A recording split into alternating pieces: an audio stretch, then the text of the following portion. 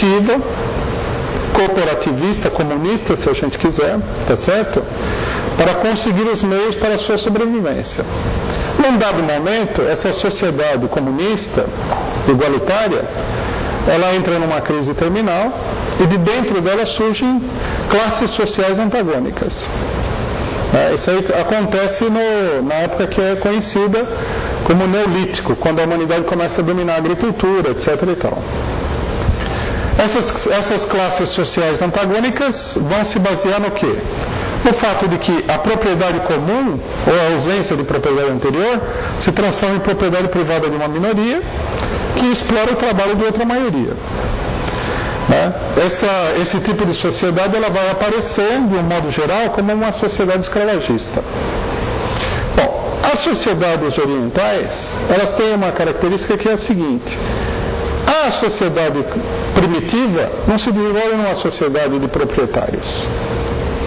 Cria-se um novo tipo de dominação e de exploração que não é baseada na propriedade da terra, como aconteceu na Europa. Logicamente que na origem de todos os povos, na sua formação inicial, está basicamente o fenômeno econômico da agricultura, que é totalmente predominante, quase absoluto. Na China, a propriedade igualitária, comunitária, comunista, ela vai sendo substituída por um sistema onde se cria uma elite dominante que recebe uma parte do excedente social, mas não porque ela seja proprietária da terra, porque ela é proprietária dos meios que permitem a viabilização da agricultura naqueles países. Nesse sentido, China, Índia, a própria sociedade egípcia, elas são semelhantes. É o que o Marx chamou de modo de produção asiático. Quer dizer, a China talvez seja mais peculiar desses países.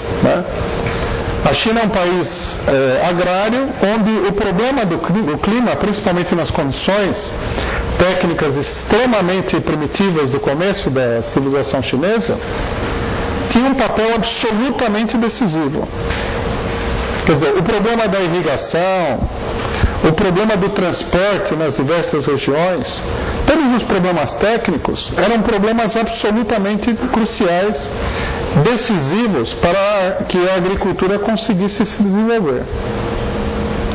Então, o que acontece? Cria-se um Estado, com uma camada, como a maioria dos estados, de intelectuais, burocratas, de guerreiros, que domina o meio técnico para a agricultura e que consegue também uma acumulação que permite a realização de determinadas obras públicas. Na China, essa camada de funcionários, ela adquiriu uma verdadeira perfeição. É um fato muito conhecido da vida cultural chinesa, a burocracia intelectual chinesa. Já antes de Cristo, os chineses constituíram uma espécie de universidade, Vejam vocês, que é interessante até para entender o mundo que a gente vive hoje, esse fenômeno chinês. Uma espécie de universidade onde era formada a burocracia estatal. E essa burocracia estatal era uma elite que era, digamos assim, concursada. Num primeiro momento, essa elite ela detém efetivamente um saber. Quer dizer, ela é um fator de progresso. É como, por exemplo, as primeiras classes dominantes nos sistemas escravagistas ocidentais. Aquela acumulação é um fator de progresso. Você veja a Grécia. A Grécia era o mais hediondo sistema escravagista, onde uma minoria ínfima escravizava uma esmagadora maioria de pessoas que viviam em condições subhumanas. Mas essa minoria, é inegável que ela foi um fator de progresso. Basta ver a filosofia, a arte, a ciência grega para ver que ela era progressista. Quer dizer, era uma minoria escravagista progressista, do ponto de vista, logicamente, do desenvolvimento geral da cultura humana. Ela não era progressista em relação aos seus escravos, nesse sentido ela era extremamente reacionária. Mas o sistema de escravidão ele foi um fator de progresso num dado momento. Na China também, a criação da burocracia, a criação do Estado imperial, das dinastias, num dado momento foi um fator de progresso. Quer dizer, os detentores do saber e eles, além de detentores do saber, se transformaram também em detentores dos meios materiais que centralizadamente permitiam a existência da agricultura chinesa. Isso, logicamente, que depois vai degenerar e eles vão se transformar numa casta parasitária, como acontece com todas as classes dominantes. Mas aí nós temos uma peculiaridade. No futuro, né, já se aproximando do segundo milênio, digamos assim, a casta dos funcionários havia se transformado numa classe de proprietários de terra, de latifundiários. E o saber que eles defendiam era um saber puramente formal, né? No vocabulário comum existe a palavra bizantinismo. Essa palavra bizantinismo, ela se refere à burocracia do Estado Imperial de Bizâncio, na Antiguidade, que era uma burocracia formalista, quer dizer, ela tinha os seus rituais, os seus códigos, as suas normas, a sua maneira de proceder, mas tudo isso era vazio de conteúdo.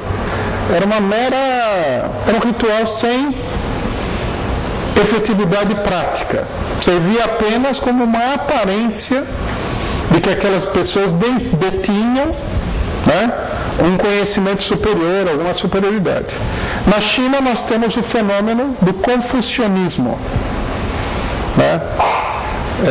Lá pelo ano 400 a.C., um filósofo chinês, um membro dessa aristocracia de funcionários, etc. e tal, faz uma codificação geral de uma ética do funcionalismo chinês, que é a filosofia de Confúcio. E isso vai se transformar também num bizantinismo chinês. Tá? Quer dizer, uma série de normas, uma série de regras que servem para manter a aparência de que aquela classe detém algum tipo de poder. Ela serve como uma mera cobertura ideológica aparente para o poder dessa classe social. Certo? Quer dizer, isso daí mostra o completo esgotamento da estrutura estatal e social chinesa. Bom, durante todo o período que vai até o século XIX, quando começa efetivamente a Revolução Chinesa, nós temos a continuidade desse regime completamente estagnado. Né? Eu vi versões aí de que as revoltas camponesas, que são contadas literalmente aos milhares em todo esse período, foram o motor da história da China. Na verdade, essa história é uma história sem motor nenhum.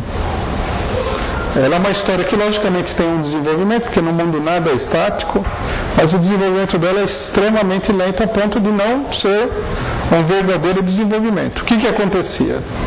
Se vocês pegarem a história da China, vocês vão ver que há várias dinastias chinesas. A dinastia Han, a dinastia Ming, que é a mais famosa, uma espécie de idade de ouro da China, a dinastia Manchu, etc. e tal. Essas dinastias todas, o que acontece com elas é o seguinte: o regime chega num ponto de saturação, que é um verdadeiro beco sem saída, começa a haver uma crise, porque o enrijecimento da burocracia é muito grande, e essa crise ela é solucionada através de violentas revoltas camponesas, onde se muda a dinastia, e o regime começa, digamos assim, com algumas reformas que não mudam a sua essência, o mesmo ciclo que vai levar a uma nova crise. Inclusive,